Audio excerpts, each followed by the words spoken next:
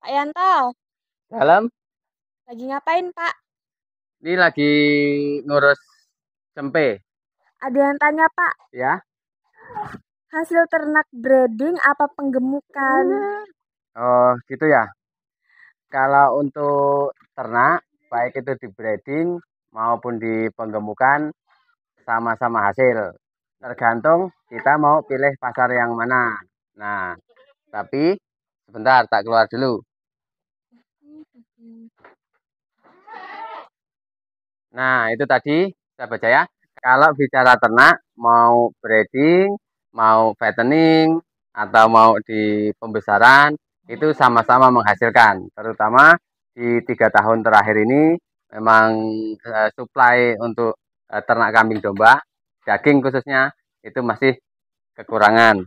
Tapi yang bisa menunjang usaha ternak penggemukan, yang menunjang ternak pembesaran, itu semua adalah breeding. Karena breeding adalah jantungnya sebuah usaha peternakan. Nah, maka dari itu, breeding memegang peranan yang sangat besar sekali untuk keberlanjutan sebuah peternakan kambing domba. Apalagi yang bergerak di bidang penggemukan, itu sangat bergantung sekali pada yang peternak-peternak yang memang bergerak di dunia breeding. Nah, saya baca ya. Ini kebetulan saya lagi berada di kandang breeding di lorongan kanan dan kiri saya.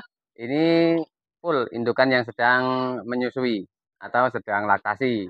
Nah, di sini ini penting sekali kami sampaikan bahwa di breeding adalah usaha yang memang termasuk tergolong paling lama. Kalau kita memang mau dapat hasil, itu tergolong paling lama sendiri. Kalau dibandingkan dengan usaha-usaha di penggemukan yang bisa ditarget 3 bulan, 4 bulan sudah panen. Nah, kalau di breeding minimal jangkauannya setelah 2 tahun itu baru bisa kita cek untuk penghasilan kita. Karena kalau di hitungan breeding secara normal dalam waktu 2 tahun itu kambing bisa beranak 3 kali. Nah, keuntungan kita ternak breeding adalah kita modal sekali, yaitu untuk indukan itu bisa menghasilkan sampai selama indukan itu masih produktif. Kalau tingkat kesulitan mungkin kalau di breeding sedikit agak lebih, karena kalau di breeding itu masih ada proses birahi, ada proses kehamilan, ada proses laktasi. Nah, setelah laktasi itu pun masih ada proses yang memang tidak mudah, yaitu perawatan cempe sampai dengan masa sapi. Tapi bukan berarti sulitnya itu tidak bisa dipelajari. Nah, seperti usaha ternak yang kami tekuni di sini, kami ambil semua lini dari breedingnya, dan untuk hasilnya itu langsung kami fattening, langsung kita pasarkan sendiri. Nah, karena kita memang berawal dari breeding, jadi kita bisa tahu perjalanan selama ini itu cenderung yang menghasilkan yang mana, yang menghasilkan cepat yang mana, dan yang nggak boleh ditinggal itu yang mana. Nah, di sini sedikit saya akan bercerita tentang breeding. Kalau di dalam sebuah usaha breeding tidak semudah yang kita bayangkan. Nah, bahkan kita aja yang sudah hitungannya bertahun-tahun menggeluti di usaha breeding masih saja nemu kendala-kendala yang memang sifatnya teknik. Karena memang kelalaian kita merawat pada saat induknya mulai hamil. Jadi untuk anakannya itu sangat-sangat lambat untuk pertumbuhannya. Monggo kita tunjukkan. Nah, sahabat saya, ini adalah indukan yang menurut kami kurang perawatan pada saat kehamilan. Jadi cirinya seperti ini. Anakannya bulunya tidak rapi dan juga induknya sangat kurus. Nah, ini karena disebabkan pada saat indukan ini hamil, pada saat indukan ini masuk ke masa kebuntingan, tempo hari ini memang kurang perawatan. Nah, di sini sedikit saya akan berbagi tips untuk calon-calon peternak breeding, dan ini sifatnya benar-benar wajib kalau untuk kita ketahui. Saat indukan itu mulai masuk ke masa kehamilan atau masa bunting, nah di situ kita memang wajib untuk memberi perlakuan yang lebih baik dari pakan dan dari segi nutrisi. Itu memang harus kita lebihkan karena pada saat masa kehamilan untuk ketahanan tubuhnya dan juga untuk perbaikan cempe-cempenya pada saat dia melahirkan nanti, karena memang ASINY-nya mencukupi. Nah, seringkali kita terlambat.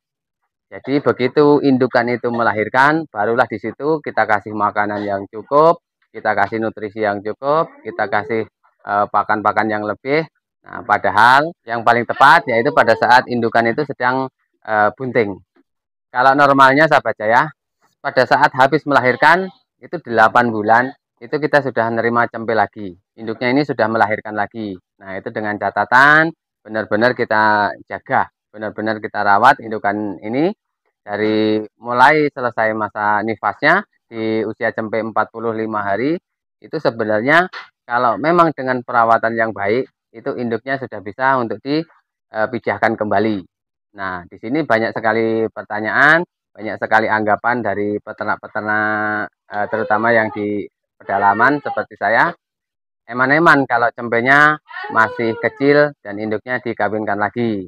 Nah, khawatirnya nanti cempenya stunting, cempenya kurang susu, atau cempenya nanti kecentet. Nah, itu sebenarnya itu semua bisa ditanggulangi dengan kita berikan nutrisi yang cukup.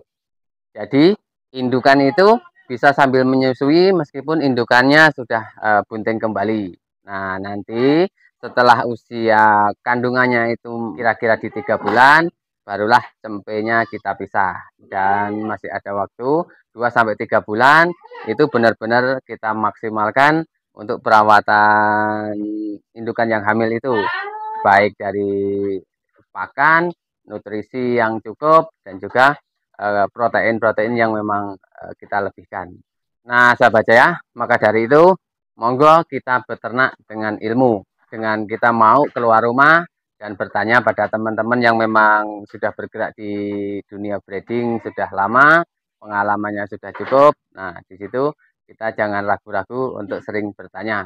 Nah, monggo intinya kalau kita memang bergerak di breeding, monggo kita produksi cempe sebanyak-banyaknya, kita produksi secepat-cepatnya, dan juga kalau bisa sekualitas-kualitasnya. Nah, dari itu kita akan mendapatkan hasil yang benar-benar sesuai yang kita harapkan. Kalau soal hasil memang kita nggak kalah, karena walaupun kita breeding seperti saya juga masih bisa jual akekohan, saya juga masih bisa di penggemukan, karena memang dari hasil yang kita peranakkan di sini itu masih kita sortir yang untuk penggemukan yang mana, yang mau kita persiapkan untuk hari raya Idul Adha yang mana, dan juga yang bisa kita distribusikan ke akekoh yang mana. Jadi kalau kita memang sudah berjalan, semua aspek itu bisa kita ambil bersama dengan kita mulai dari breeding. Monggo sahabat saya, semangat. Kalau kita memang mau memutuskan untuk beternak kambing, monggo kita totalitas, kita benar-benar fokuskan ke usaha ternak kambing kita. Kita jumpa kembali di video-video kami yang akan datang. Terima kasih, salam sukses.